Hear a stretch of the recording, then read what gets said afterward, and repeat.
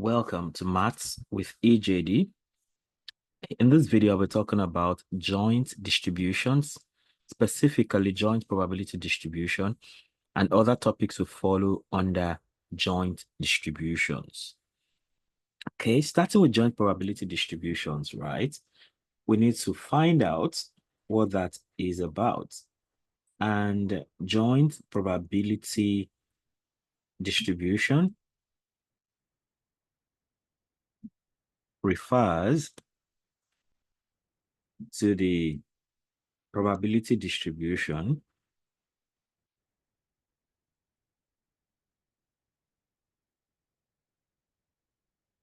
of two or more random variables. So we've been talking about single random variables all this while, but it's actually possible to have joint distribution of two or more random variables. So joint probability distribution gives the probability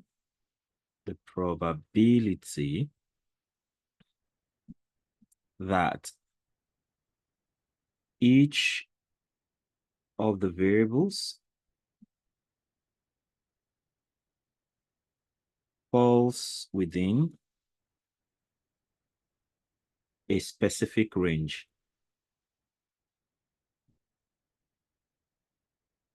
Or takes on specific values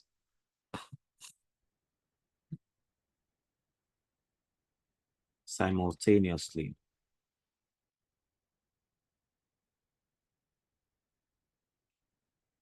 Okay, so there are two types, like we've always been saying. There are two types. There are two types of joint probability distribution.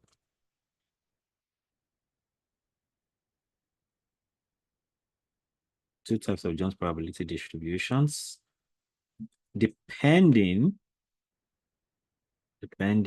on whether the random variables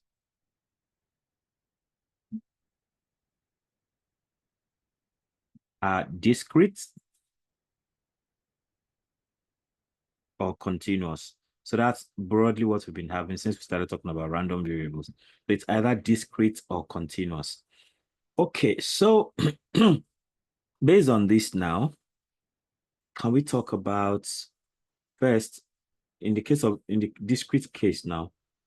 So for the discrete case, we have joint probability mass function, just like we had probability mass function for discrete case for one random variable. So here we have joint probability mass function. Okay. So for discrete random variables, x and y,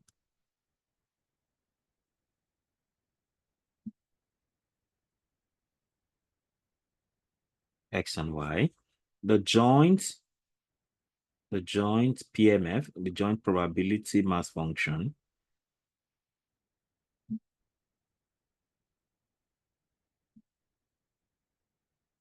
PMF, is defined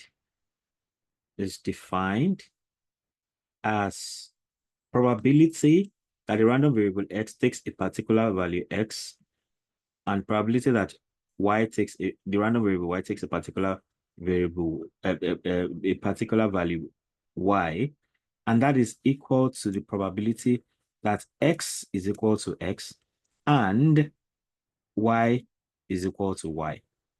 Okay, so in that case, yeah, this is the joint probability mass function now.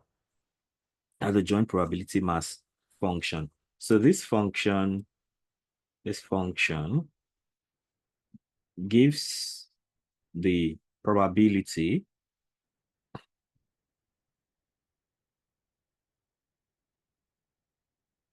that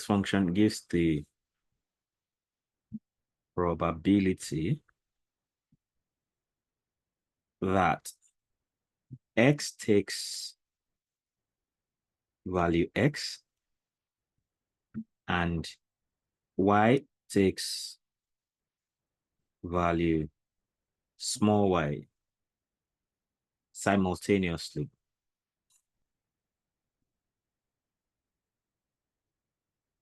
So from there, we can talk about an example to drive the point home.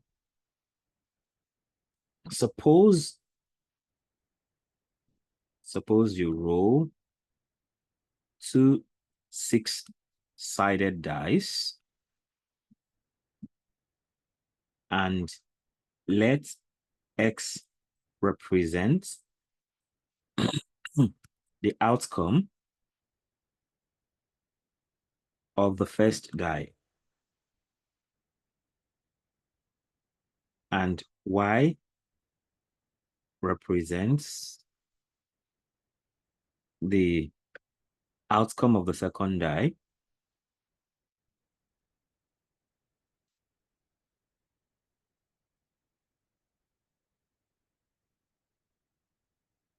So joint probability, the joint probability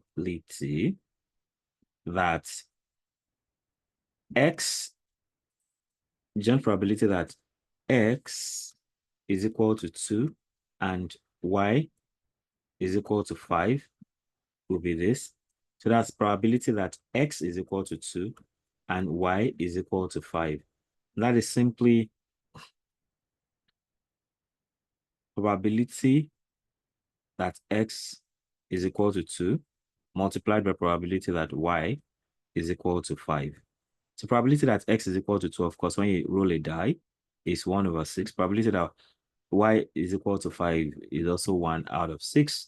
So you have overall 1/36. So that's so straightforward. So since each die is independent, the probability of rolling any specific pair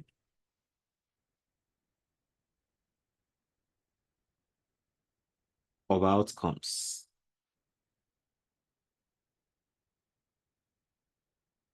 such as x equals 2 and y equals 5 is simply 1/36, like we've seen already. 1/36, which we've seen already. So that leads us to the next part where we talk about the continuous form. So the first one, we talked about the discrete case. So let's talk about the continuous case.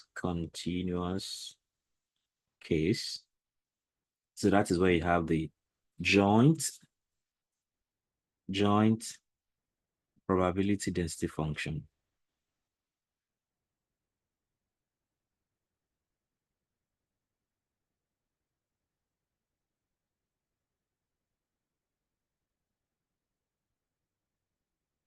So here now, for continuous random variables, x and y,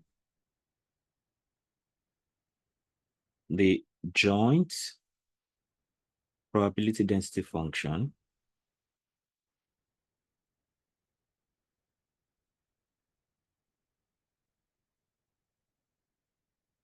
EDF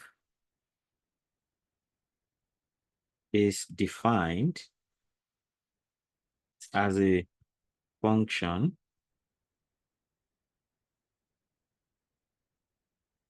f of x comma y such that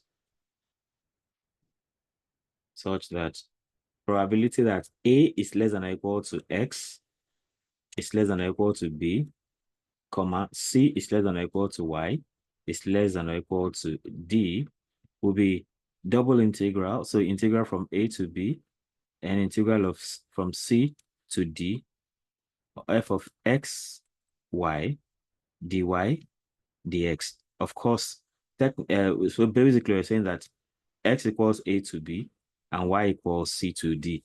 That's what that is about. So this is the joint probability density function.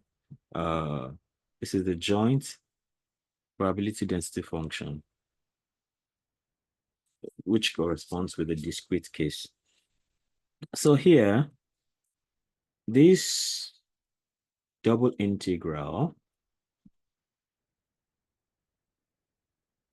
gives the probability, this double integral gives the probability that x lies between a and b, and y lies between c and d. So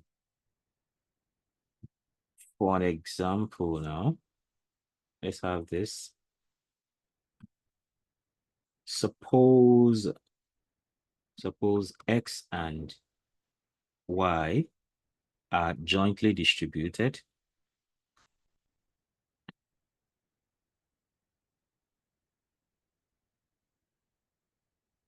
with a joint probability density function, probability density function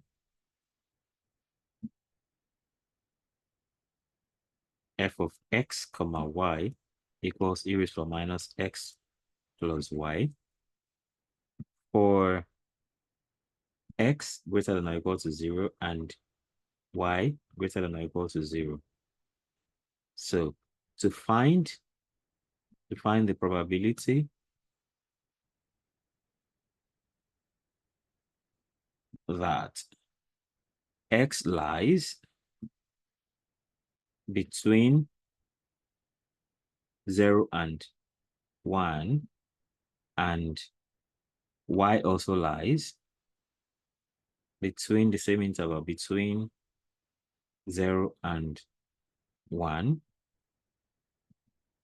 So it means we say probability that 0 is less than or equal to x is less than or equal to 1. 0 is less than or equal to y is less than or equal to 1. That is integral x equals 0 to 1, integral y equals 0 to 1 of the f of x, that's minus x plus y dy dx. And then we can begin to integrate. So of course we deal with the y part first. So we have this component first. We can deal with that. So we have integral. So we have integral. So that's integral x equals 0 to 1 of, so if you integrate this expression with respect to y, right? You're simply going to get so if you, okay, well, we can break it down, right? You have integral from y equals 0 to 1. So if you break this down, this is like e raised to minus x times e raised to minus y. If you break minus x minus y, so dy dx. So you can actually separate this, and of course, this is not minus now. So this now can be integral from x equals 0 to 1 of e raised to minus x. You can separate that way. I mean, in this case, it's easy. It's possible to separate, so we can do that. So this goes together with that. And we have integral from y equals 0 to 1 e raised to minus y dy. So it's possible in this case. In some other cases, you won't be able to do this kind of separation. But in this case, we can do it. So let's go for it. So we have integral from x equals 0 to 1 of e raised to minus x dx. Let's keep that. So let's integrate the y first. So if you integrate, if you do e raised to minus y, e raised to minus y, so if you integrate e raised to y, normally get e raised to y, but because of the minus at the top, we are going to end up having e raised to minus y divided by minus 1. Okay, so we have that, and that is from 0 to 1. So, but because this minus is constant, we can move it out. So we have, I mean, the idea is differentiate minus y with respect to y, you get minus 1. So whatever you get there is going to divide the result you get, which is going to be e raised to minus y. So the minus can come. So we have integral x equals 0 to 1, e raised to minus x dx. And here now you have e raised to minus y from 0 to 1. So this is minus integral from x equals 0 to 1, e raised to minus x dx. Then now you have e raised to minus 1 minus e raised to minus 0. Okay, so that this is minus integral from x equals 0 to 1, e raised to minus x dx. So here now you have e raised to, okay, well, we can even put, this minus can actually go inside and change it back, right? So if you take this minus inside now, this minus that's outside, if you take it inside, it's going to be e raised to minus 0 minus e raised to minus 1. So it reverses the order, so the minus is taken care of like that. So in this case now, this is integral from x equals 0 to 1, e raised to minus x dx. Then e raised to minus 0 is like 1 over e raised to 0 minus 1 over e raised to 1. Okay, that way. Or better still, we can just okay, let me just go on. Fine, we may not have to go all the way, right? So this is so we have integral from x equals 0 to 1, e raised to minus x dx. So this is 1 over 1 minus e raised to 1, 1 over e raised to 1, and this is integral from x equals 0 to 1 of e raised to minus x dx into 1 minus e raised to minus 1. So it's as good as this is constant now, so we can move it outside. So we have 1 minus e raised to minus 1 integral from x equals 0 to 1 of e raised to minus x dx. So we do the process with x again. So we have 1 minus e raised to minus 1. So integrate now. Again, if you integrate, differentiate e raised to minus x, you get minus 1. So the minus 1 goes down to divide, and then the e raised to minus x remains the way it is then now from 0 to 1. So again, we can move the minus outside. So we have 1 minus e raised to minus, or let's move it, let's keep it close so that, I mean, it doesn't matter really, but it's going to change something. So we can move the minus outside. So this is e raised to minus 1. You put the 1. Let me go step by step. So you move the minus outside. So you have e raised to minus x from 0 to 1. Okay. And then this is 1 minus e raised to minus 1 times minus. Now you can apply the interval. So you have e raised to minus 1 minus e raised to minus 0. So again, this is 1 minus e raised to minus 1. Then multiple times, because don't forget this is times, the minus goes inside now, as like before, and we have e raised to minus 0 minus e raised to minus 1. Okay, so that is simply 1 minus e raised to minus 1 times e raised to minus 0 is 1 minus e raised to minus 1. So you see you have the same thing duplicated. So everything is going to be the square of that then. So that probability is going to, so don't forget this is probability now. Probability, you can say therefore probability that 0 is less than or equal to x is less than or equal to 1. Then 0 is less than or equal to y is less than or equal to 1 is simply 1 minus e raised to minus 1 all squared. All squared. So you can have that. So we can say therefore the probability that both x and y lie between 0 and 1 is 1 minus e raised to minus 1 all squared. And that is where it all ends. So we've come to the end of this. If you have not subscribed to this channel, be sure to do that so that you can always enjoy this great learning. And of course, be sure to hit the notification bell so you can always get alerted when a new video is released. And don't forget to comment, like, and share so that other people can also benefit from this. So till I come your way again, have a nice time. Bye.